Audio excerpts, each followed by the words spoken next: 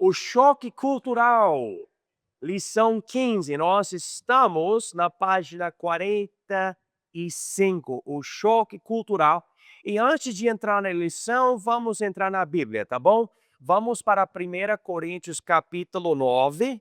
E na apostila, vocês vão ver aqui escrito somente versículo 22. Mas, para entender muito bem o choque cultural, eu quero mostrar a filosofia do apóstolo Paulo e como deve ser a filosofia de todo missionário e, na verdade, todo crente. E daí isto vai nos levar para esse assunto de hoje à noite, o choque cultural. Então, aqui em 1 Coríntios 9, vamos chegar aqui em versículo 19. Paulo escrevendo aqui, escreveu o seguinte: porque sendo livre para com todos, fiz-me servo de todos para ganhar ainda mais. E fiz-me como judeu para os judeus, para ganhar os judeus, para os que estão debaixo da lei, como se estivesse debaixo da lei, para ganhar os que estão debaixo da lei. Para os que estão sem lei, como se estivesse sem lei, não estando sem lei para com Deus, mas debaixo da lei de Cristo, para ganhar os que estão sem lei. Fiz-me como fraco para os fracos, para ganhar os fracos. Fiz-me tudo para todos, para por todos os meios chegar a salvar alguns. E eu faço isto por causa do Evangelho, para ser também participante dele. Nós sabemos que no nosso mundo, por causa do pecado, existe separação. Existe classismo, sexismo, racismo e um monte de outro ismo, né? Eu acredito nisso, eu quero isso. Esse meu grupo, eu só ando com essas pessoas. Por causa disso, existem conflitos quando uma pessoa diferente entra no meio. No caso do apóstolo Paulo, ele não precisava servir ninguém, ele estava livre de todos, mas ele estava pensando: esse grupo não vai me aceitar se eu não entrar e agir como eles estão agindo. Não no pecado, como ele disse aqui em versículo 21, para os que estão sem lei, como se estivesse sem lei, não estando sem lei para com Deus, mas debaixo da lei de Cristo. Então, ele não precisava, sabe, ir para o bar e beber e fumar com os caras no bar, mas também ele não chegava como algum intelectual que sabe de tudo e falando palavras que ninguém entende, criar uma separação desnecessária. No caso, então, como missionário no Brasil, eu vejo a necessidade de eu procurar entender a mentalidade do brasileiro e tentar não trazer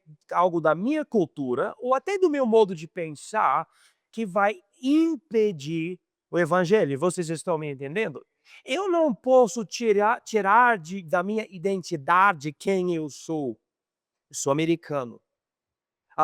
Minha língua nativa é inglês. Eu fui criado com um certo padrão, que seja padrão financeiro ou de moralidade ou qualquer coisa, e eu cheguei aqui no Brasil com isso como a minha base, a minha fundação, o meu alicerce, usa a palavra que você quiser. Eu acredito que Deus me deu essas coisas para eu chegar onde eu estou, mas eu não sou brasileiro. E daí eu preciso compreender a mentalidade do brasileiro e tentar lidar com o evangelho no modo de pensar do brasileiro. E o interessante, minha primeira vez aqui no Brasil, primeira vez, eu fui para Minas Gerais. Eu fui para Belo Horizonte, Sete Lagoas e Ouro Preto de Minas Gerais. Minha segunda vez aqui no Brasil, eu fui para São Paulo, a capital, e Limeira, e Araras, e esses lugares.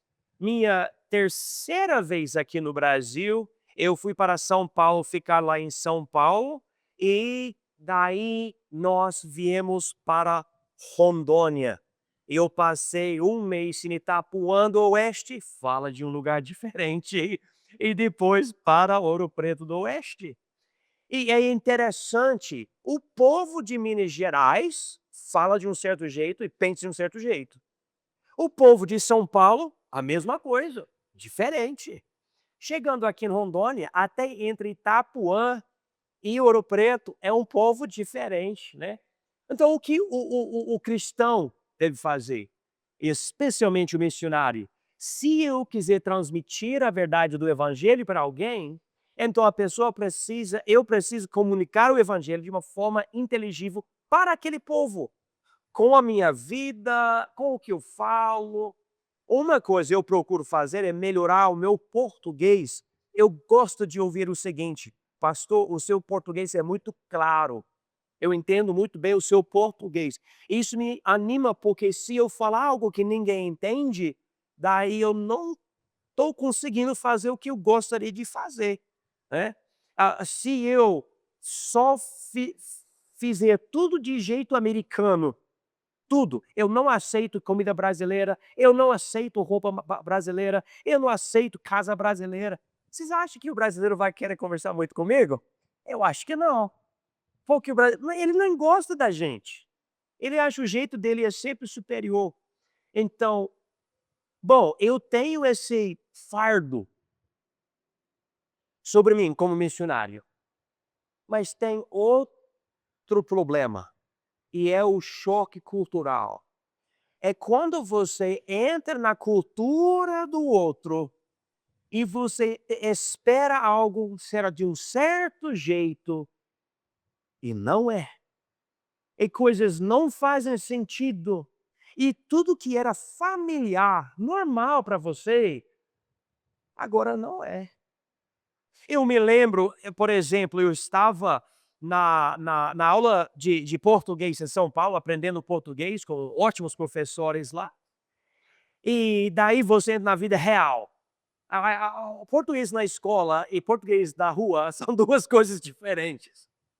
Eu me lembro, não exatamente a primeira vez, mas eu me lembro acontecendo, que eu entrei numa loja para procurar algo, e a primeira coisa que o funcionário falou para mim: "Pois não". Eu fiquei assim: "Pois não, o que isso quer dizer? Pois não?". É tipo, essa palavra "não" é uma palavra negativa e eu estou entrando, então eu acho que é para eu ir embora. A pessoa não quer que seja aqui. Fiz algo de errado, eu só entrei. Não é permitido entrar na loja, se sabe essa confusão, né. E daí, eu quero procurar algo na loja, e a pessoa me acompanha por perto mesmo, tudo que eu faço assim. E você quer o quê? Na verdade, eu quero procurar, eu quero ver o que vocês têm, quero dar uma olhada aqui e ver o que vocês têm. Mas o vendedor não é assim. "Não, mas o que você quer? Você não quer isso? Aqui é uma boa coisa, você compra esse daqui, vai ser legal para você". Eu não estava querendo comprar. Daí, dando um choque no sistema do missionário, ele fica com estresse, e esse estresse dá ansiedade, e ele fala: "Eu não quero ir". O missionário, ele volta para casa dele exausto. Eu falo assim: "Mas como que você ficou exausto assim?". Porque você não sabe o que fazer e tudo que você espera é diferente do que você imaginava. Você: "Ai, mas é isso, eu quero isso, a realidade é uma coisa, minha esperança é outra coisa. Minha expectativa, eu devo dizer, é outra coisa". Então fica difícil. Às vezes eu noto, como missionário, que não existe somente choque cultural por parte do missionário que está tentando se adaptar para a cultura, mas também existe um tipo de choque cultural do povo observando o missionário e tentando interagir com ele. Ele fala algo de um certo jeito e faz algo de um certo jeito, e o povo olha para ele: "Mas isso não faz sentido", né, porque ele pensa dessa forma. Porque os filhos ele faz isso com os filhos desse jeito, porque ele fala desse jeito, e é sempre muita observação, mas às vezes tem coisas assustadoras, né, que o missionário faz e o povo não entende. Isso complica mais. Às vezes, então, o missionário, ele fica, tipo, preso dentro de si, Ele perdeu a identidade. Onde ele estava muito bem no país dele, ele era um tipo de herói. Oh, ele é um missionário, ele vai para o campo missionário, onde é mais difícil, e olha, vamos ouvir ele pregar, amém, estamos te apoiando, você está pregando o evangelho puro. E ele chega no outro país, ele não tem identidade, ele não conhece ninguém, ele não é importante para ninguém, ele não é ninguém mesmo, ele é só mais uma pessoa na rua. Pior ainda, nem fala a língua, então não pode nem falar o que ele é, o que ele gosta de fazer, que tem que aprender a língua. E em tudo isso existe o choque cultural. Eles falam que depois dos primeiros 4 anos, 50% de missionários voltam para casa e não querem ser mais missionários. 50% ou mais. É muito difícil. E eu gostaria de fazer parte do grupo de cristãos que procura melhorar essa situação. Eu sei que eu já tentei ajudar missionários, vendo eles passando por coisas, eu ligando para eles ligando para mim, eu conversando, tentando animar, porque eu sei como é difícil, é difícil. E olha, se é difícil para um americano vir para o Brasil, imagina você, brasileiro, um americano, indo para o Oriente Médio, o outro lugar. Nós temos um amigo, e ele foi morto a tiros no Iraque, uns anos atrás, por causa de uma confusão, e tem os muçulmanos e tudo. Imagina como que é para um missionário morar num país desse. Imagina, ou na China, quando o governo decide, derruba o prédio da sua igreja, fala: "Não, você tem uma igreja legal aqui, a gente vai derrubar tudo", e derruba. Traz uma máquina e destrói o prédio, né. Imagine então essa opressão quando você vai para um lugar, ou tem certos países como missionário, o povo nem gosta de você, você é estrangeiro e não gosta. O bem do Brasil é que o brasileiro até hoje gosta do americano, né. Eu estou aqui, gosto de mim, eu gosto de vocês, e é uma coisa bem linda. Mas ainda existe choque cultural. Desentendimentos, confusão. Às vezes o povo fica bravo com o missionário, ou o missionário fica bravo com o povo por causa de sabe, uma confusão de ideias, de costumes, sei lá. Vamos chegar aqui, no parágrafo de introdução. Eu falei muito que se liga com várias partes, e eu vou lendo aqui, dando comentários para vocês. Mas Paulo escreveu: "Fiz-me como fraco para os fracos, para ganhar os fracos, fiz-me tudo para todos os meus chegar a salvar alguns." Este princípio de adaptação radical é motivado pelo evangelho, e motivado pelo evangelho é o coração do ministério transcultural eficaz. No entanto, a jornada de se fazer está repleta de desafios, sendo o mais comum e desorientador dele o choque cultural. Experimentar o choque cultural não é um sinal de fracasso, isso é muito importante o missionário entender, não é sinal de um fracasso, mas uma parte normal e previsível de deixar o seu próprio mundo para entrar em outro por amor a Cristo. Compreender essa dinâmica é essencial para o missionário que deseja não apenas sobreviver, mas prosperar pessoalmente em sua família e na obra do evangelho. É importante, número um, definir o choque cultural e seus estágios.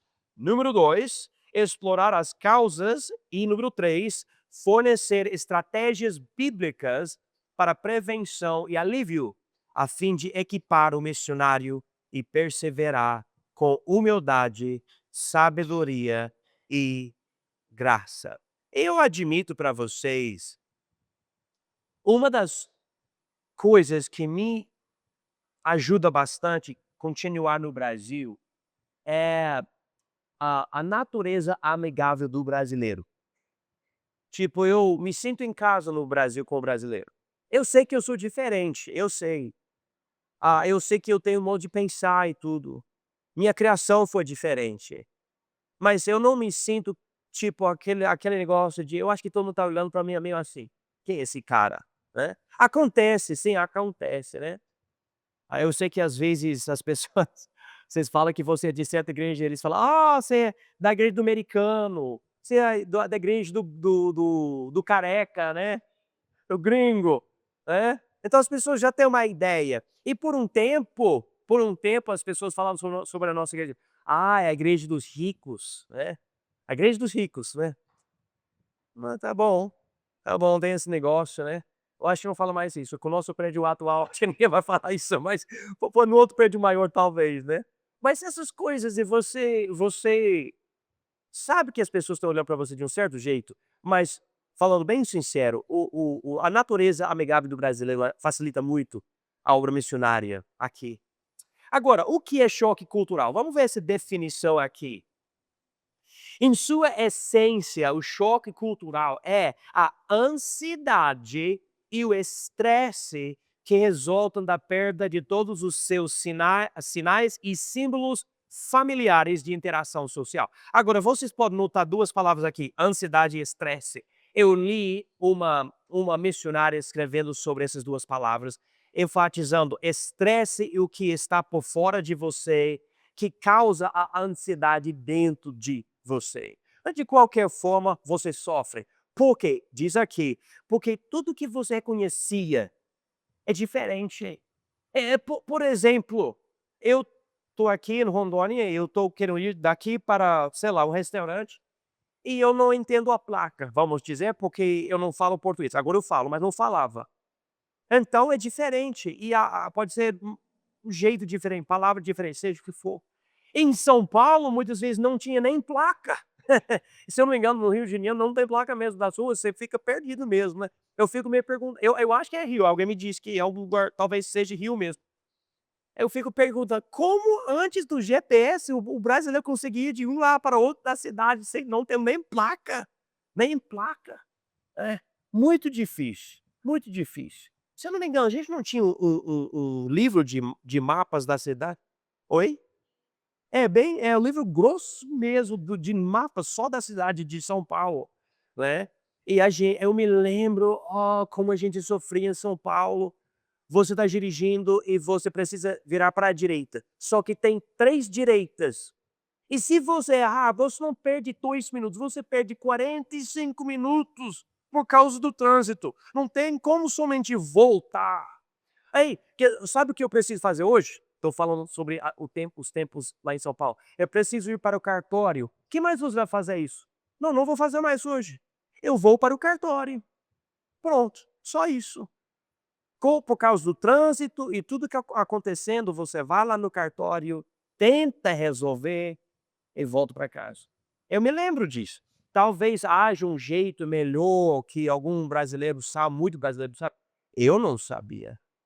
E você sofre, né, porque você não tem entendimento das coisas. Continuando aqui, esse choque cultural é a sensação de desorientação quando as mil e uma maneiras pelas quais uma pessoa navega na vida diária de repente desaparecem. Tarefas simples como pedir comida, cumprimentar um vizinho ou pegar um ônibus se tornam confusas e exaustivas.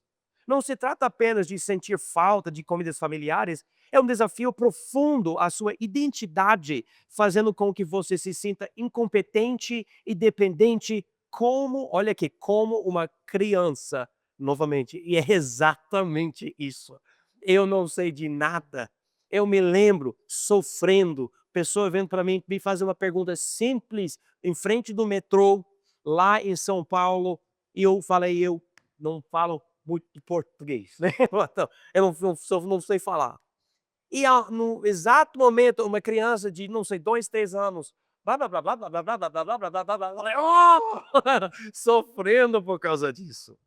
Agora eu vou dar um exemplo aqui de algo que aconteceu. Missionários na Eslováquia descreverem esperar em um restaurante por 30 minutos para que o garçom retirasse seus pratos vazios. Eles ficaram frustrados apenas para descobrir mais tarde que não haviam sinalizado que haviam terminado, colocando os talheres lado ao lado no prato. Um sinal deste desconhecido criou um momento de intensa frustração. Eles ficaram ali. Eu me lembro de uma vez, fomos para um restaurante lá em São Paulo, né. E a gente comeu, e depois eu não sabia o que fazer, o cara vai vir para cá, ou é para eu ir para lá para pagar, e eu fiquei meio na dúvida, não sei o que fazer, eu acabei levantando a mão, ele veio, e daí eu estava pensando sobre gorjeta, né, porque nos Estados Unidos você paga entre 15 e 20% gorjeta no restaurante, normal. Se você não fizer isso, o povo não vai ficar feliz com você, não vai. Mas aqui aparentemente não, você não dá gorjeta, não faz parte da cultura.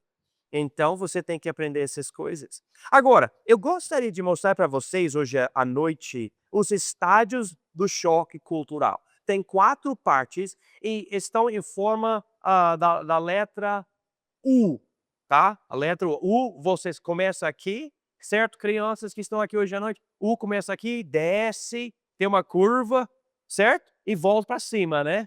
Então nós vamos ver isso na vida de alguém que decide morar em outro país, outro lugar. Então, vamos para o primeiro estágio, chamado estágio da lua de mel, 0 a 6 meses. Esta fase inicial é marcada por euforia e fascínio. Tudo é novo e empolgante. A pessoa se concentra nas semelhanças e vê a cultura anfitriã com um otimismo idealizado. Olha, abacaxi, você vai lá, você come metade de abacaxi lá na feira, você fica ali com abacaxi. Eu lembro disso lá em São Paulo. Pastel, não tem pastel nos Estados, pastel é bom, você fica, eles preparam em frente de você e você pega um pastel de carne com queijo, ou seja o que for, né. Frango com catupiry, não existe frango com catupiry nos Estados Unidos, e tem na pizza aqui, ó que coisa diferente, a pizza aqui é diferente, né. E você vai experimentando essas coisas e você liga para sua família explicando: "Olha como é diferente, aqui é muito bacana, povo muito legal", visitando igrejas já plantadas, já fortes, e as igrejas, povo bem amigável e tudo, e você gosta de experimentar, de conhecer, de interagir com o povo, é muito bacana. Então você está aqui na letra U, está aqui em cima, está feliz. "Sou missionário, cheguei".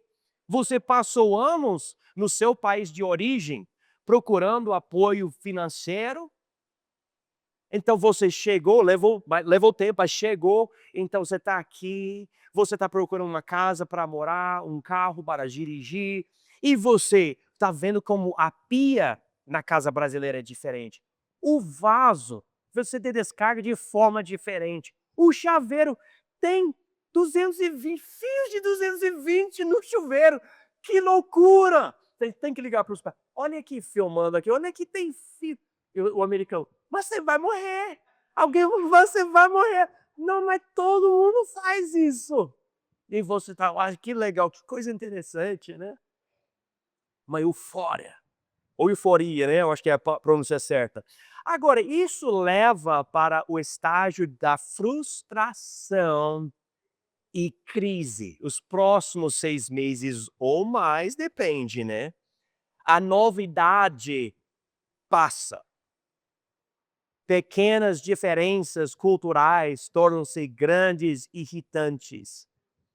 Este é o fundo da curva em U, caracterizado por ansiedade, raiva, saudade de casa e hostilidade, me perdoa, irmãos, hostilidade em relação à cultura anfitriã.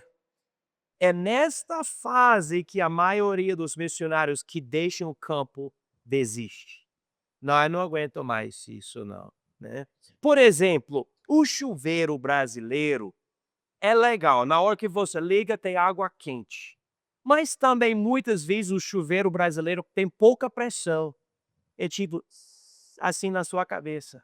E para especialmente uma mulher, ela quer uma água com muita pressão para tirar o shampoo do cabelo, né. Então quando você tem isso sempre na sua vida em outro país, e você vem aqui e Depois de 6 meses você fala: "Olha só, eu gostei de mais água na cabeça", né. Agora no meu caso não é problema, né, que eu não tenho cabelo, né. E eu vou falar pra vocês, depois de comprar 1.500 pastéis, eu não gostei mais de pastel, não gostei. Tipo, só por sentir o cheiro por um período, eu não gostei, eu falei: "Ah, pastel não quero não, não quero".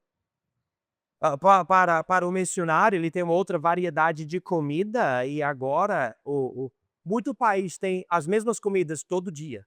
Aqui no Brasil o quê? Arroz, feijão, arroz, feijão, arroz, feijão, arroz, feijão, né. O brasileiro gosta, adora. Muito brasileiro fala pra mim: "Se não tiver arroz e feijão, eu vou pra casa, eu vou fazer arroz e feijão, que eu não comi sem arroz e feijão", né. Tá bom. Eu posso passar um ano sem arroz e feijão, eu tô de boa. Eu não nem percebo. Eu gosto do arroz e feijão do Brasil, eu gosto mesmo. A gente comeu hoje. Mas é tão diferente que a pessoa da outra cultura começa a ver a mesma coisa e começa a ver os problemas. Sabe, é igual começar a frequentar a igreja. Você gosta do primeiro culto, gosta da pregação, gosta da música, gosta do povo, tudo legal. Mas depois de um ano, você começa a ver os defeitos do povo, os defeitos do pastor, os defeitos da igreja. E agora o que você vai fazer? Você vai continuar ou você vai desistir, né? E o missionário, ele vai continuar? Muitos acabam desistindo. Não go Aí eu já conversei com missionários bravos, tristes, deprimidos. Eu conheço muitos missionários que já pararam. A gente tem um monte de, cartão que é de para orar por eles, e você pega e ora, e a gente ora por eles, e eu pesquiso. Onde está esse missionário? Como ele está? Ah, ele não está mais no campo missionário. Ele já foi embora faz anos. Ok, tá bom. Então é bom pesquisar para saber se está orando por alguém que está no campo ou não. Então essa é o estágio da frustração e crise.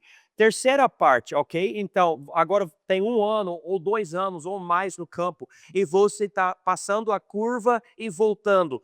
O senso de humor do missionário retorna. Ele começa a desenvolver estratégias de enfrentamento e uma visão mais equilibrada e objetiva da cultura. Ele começa a se sentir mais confiante e menos isolado. Irmãos, é prazeroso aquela primeira conversa com um brasileiro, em português, e você começa conversando, conversa sem precisar perguntar qual é essa palavra e chegar ao fim, terminando a conversa, e você sobreviveu. É prazeroso mesmo. Aleluia, eu sobrevivi.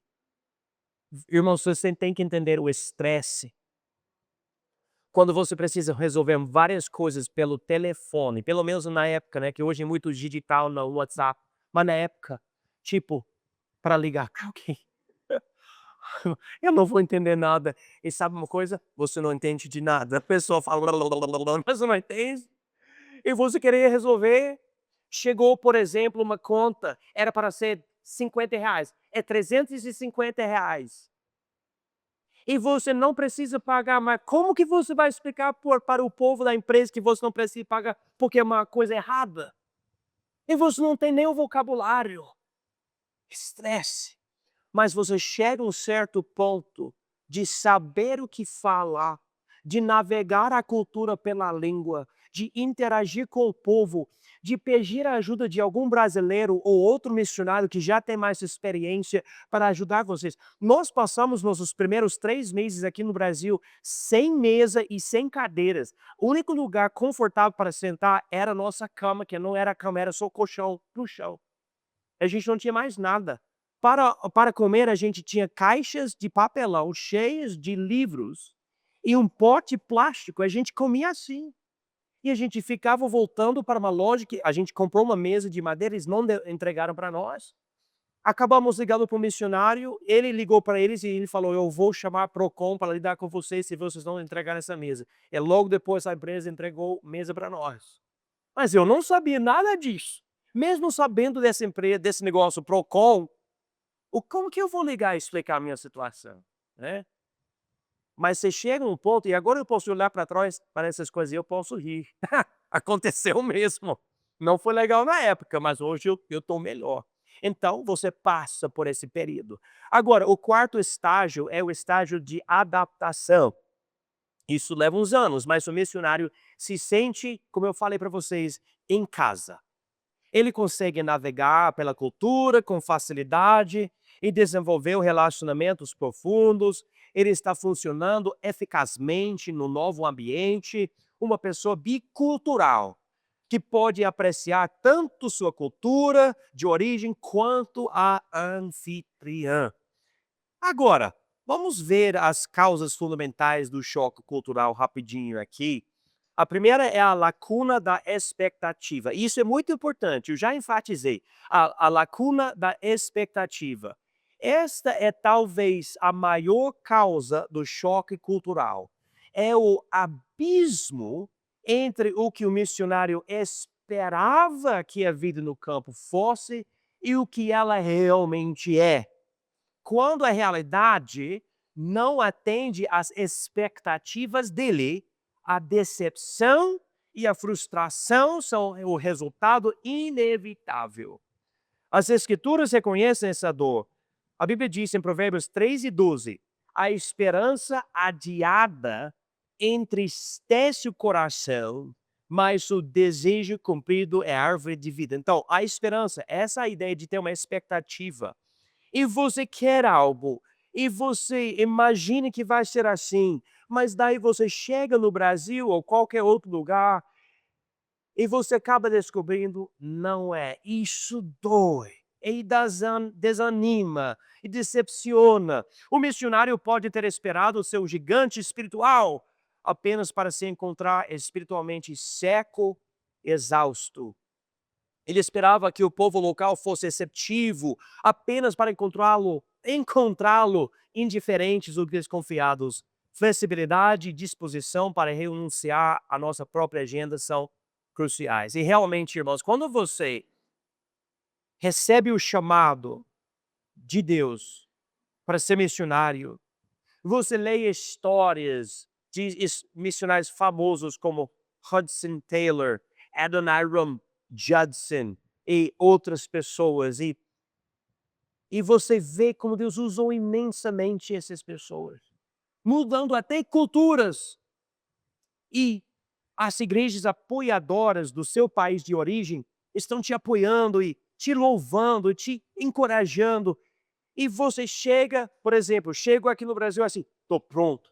Eu vou ganhar para o Brasil, para Cristo em 4 anos, né? Todo mundo vai receber Jesus. Não, eu estou exagerando um pouco, mas realmente você chega com essa ideia, essa visão, e vem o choque cultural, a realidade, que não será assim. Eu estou aqui no Ouro Preto desde 2012 e eu queria ter plantado já 3, 4 igrejas agora, né? Mas não acontece. Tem vários fatores. E o que acontece, eu já percebi, você que chegou aqui tão espiritual, acaba se tornando, se você não prestar atenção, muito carnal, muito sem força. E o amor que você tinha sofre. É muito complicado. Agora, o abismo cultural e o cotidiano, essa segunda coisa é muito importante. Também tem que entender essa outra parte aqui também. Quanto maior a diferença em língua, valores, clima e visão de mundo entre a cultura de origem e a anfitriã, mais intenso será o choque. Isso é especialmente verdadeiro, eu pergunto para minha esposa, nas tarefas mundanas e cotidianas da vida. Em seu país de origem, o missionário pode fazer recados, pagar contas, ir ao médico sem pensar. E numa nova cultura, essas tarefas simples podem se tornar provações de um dia inteiro, exaustivas, que exigem imensa energia mental, deixando pouco para o ministério. Você, por exemplo, eu vou usar minha esposa como exemplo. Eu até vou ver se ela gostaria de falar algo, talvez na próxima aula hoje à noite. Mas nos Estados Unidos, o que ela fazia? Eu vou comprar tal coisa do mercado. Ela vai lá, ela sabe onde está, sabe quanto custa, tudo. Ela vai lá, pega, compra, volta para casa, né. Você chega aqui, não consegue ler nada, nem uma embalagem. E quando você encontra algo que você acha que talvez seja, você não tem certeza. Você leva para casa, você descobre que é, mas não é. É diferente. Falando de americano mesmo, você pode comprar qualquer coisa já pronto no mercado, já pronto, até cozido certas coisas. Você vai lá, compra, leva para casa. Com todos os conservantes, tem tudo que dura por anos. Você compra qualquer coisa e dura para sempre, né. Mata você, mas a comida dura para sempre. E daí você, por exemplo, a gente chegou, estávamos em São Paulo, a gente compra uns frutos, outra coisa, no próximo dia já começa a estragar, 2, 3 dias, e é diferente. Mas é normal, você vai no mercado, você compra. Eu me lembro, minha esposa, ela aprendeu lá em São Paulo, ela não vai para um mercado só por causa de valores diferentes e tudo. Se eu não me engano, você ia para uns 3 mercados diferentes para comprar comidas diferentes, e quando ela queria cereais, ela precisava ir para o centro de São Paulo para comprar cereais. Tudo isso só para a gente comer, para achar uns preços bons, promoções, coisas exatas que a gente queria enquanto ela estava aprendendo. Hoje ela está bem melhor. A gente está tendo festa em casa hoje, mas quando a gente chegou era bem diferente. Das coisas cotidianas, das coisas mundanas. É interessante como as coisas básicas da vida se tornam as coisas mais frustrantes e estressantes quando você está dentro de outra cultura. E isso nos leva para a terceira coisa, a perda de identidade. Quando o missionário não consegue mais se comunicar eficazmente e luta com tarefas simples, ele perde o senso de competência dele.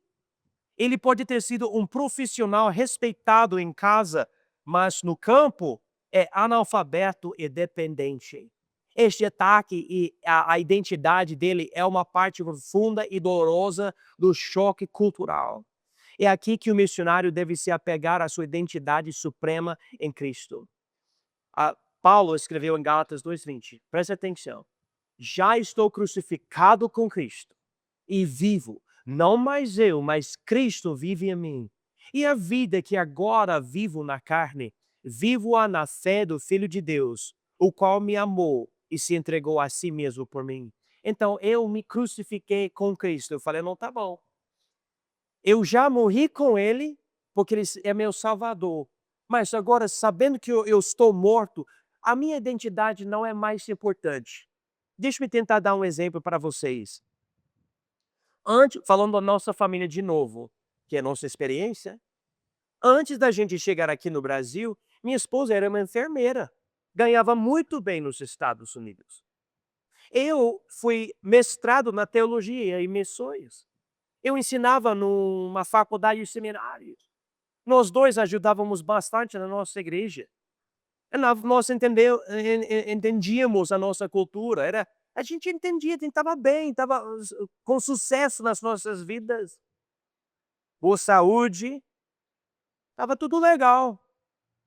E chegando aqui no Brasil, toda essa identidade foi embora. Nós não somos nada aqui. A gente não fala nem igual criança de 3 anos. Somos burros no campo. Irmãos, é muito difícil. Mas você tem que entender, eu fui crucificado com Cristo. A minha identidade não importa mais. Eu não estou aqui para o bem da minha identidade, estou aqui para dar o evangelho aos outros. E no caso, qualquer pessoa que fala eu vou dar o evangelho aos outros, você tem que perder essa vaidade da sua identidade. Quem você é. Quem você é não importa. Quem Jesus é importa. E é isso que nós precisamos entender.